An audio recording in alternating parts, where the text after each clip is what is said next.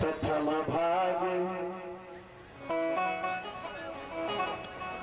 यानी कि ब्राह्मणी शेरनार के पांडे का जन्म।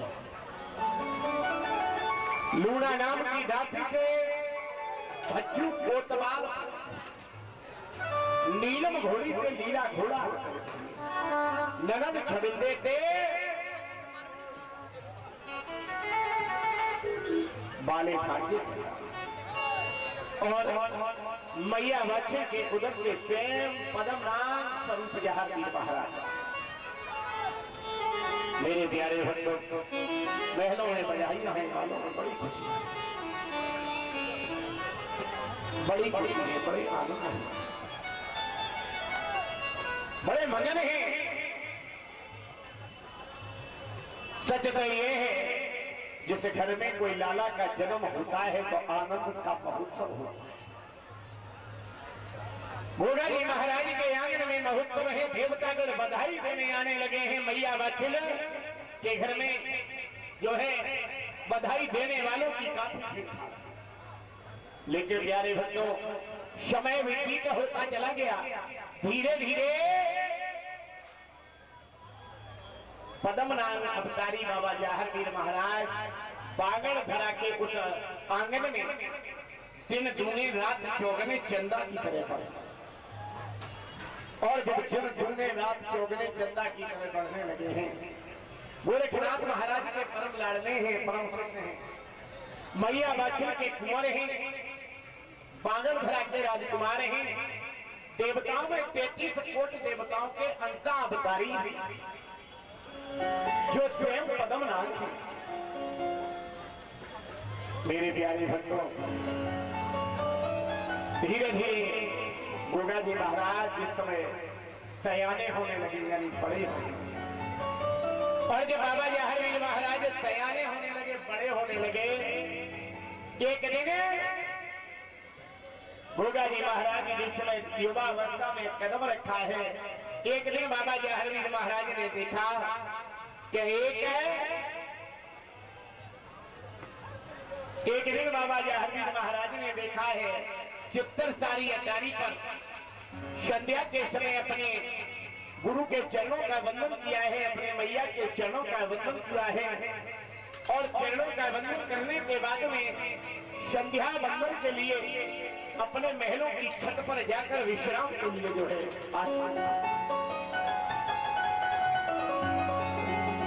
जाहरवीर महाराज जिस समय सोने के उपक्रम में, ध्यान रहे,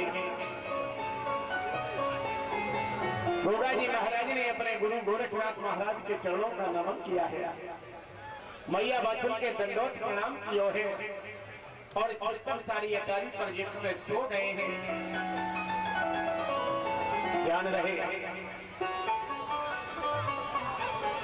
मानव जीवन के अधीन 24 घंटे में 8 पहर होते हैं। मानव जीवन के अधीन 24 घंटे में 8 पहर होते हैं, और जब 8 पहर होते हैं, सच तो ये है कि एक दिवस निज महल में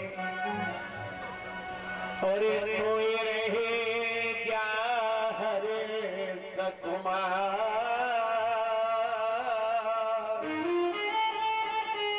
आधी रात के वक्त पे एक सपनो रहे निहार। क्या दिखा कि कोई रहे गोगा जी महाराज। संध्या का समय है, महलों में रात्रि का चौथा पहर है, और बाबा जी अपने छत पर सो रहे, युवा अवस्था है। बोल जाहरवीर महाराज की।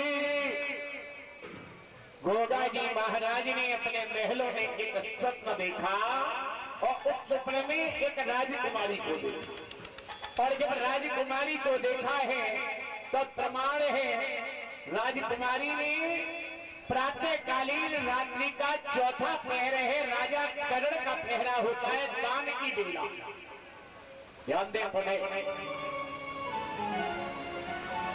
रात्रि का चौथा पहर है, दान की बेला है और जहांगीर महाराज ने स्वप्न देखा है कि एक बहुत सुंदर राजकुमारी 7 समुद्र पार वसी जा कंदुल नगरी संजय की अरेना धी रात को आई, सोबत में लियो जगाई, पलंगे पे लियो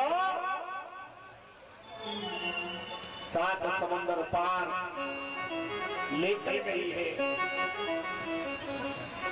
आदि धामल गरमाई है। प्रातःकालीन का वक्त है। जहांगीर महाराज ने देखा क्या है सपने में, और सपने में देखा कि बादल चटक चली है भोरबा,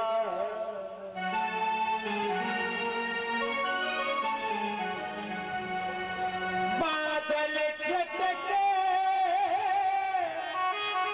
चली भोरबाई, खुली आँख जाहर की,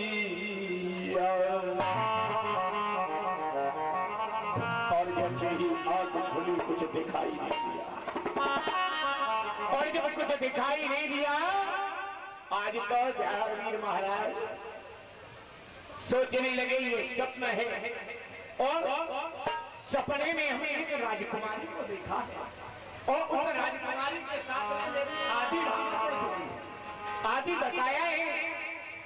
प्रातःकाल मैया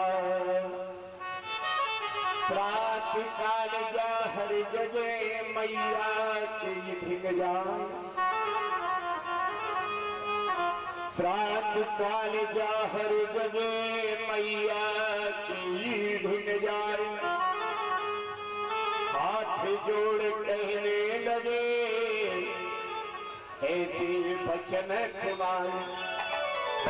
भैया आज मैंने एक सपना देखा है। क्या देखा है मेरे लाला? मैया मैंने सपना देखा है, और उस सपने में एक बहुत सुंदर राजकुमारी दिखी है, और उस राजकुमारी ने हमें सोते हुए जगा लिया और 7 समुद्र पार लेकर गई है, और हमारे साथ में 3.5 भाग मैया बाछल ने आज जहांगीर महाराज की बांह को पकड़ लिया और उस आंगन में बिठा लिया। बोले लाला एक बात बतावे हम तुम्हें, बोलो बोलो। जहांगीर कहने लगे, बोले मैया एक बात हम तुम्हें बतावे, बोलो ना। बोले ओ मैया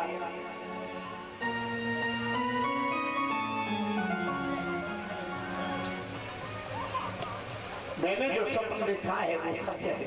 क्यों? मैया जैसे शेर होता है, चाहे वन में हो या पिंजड़े, ऐसे ही छतरी होता है, चाहे सोता हो या जागता हो।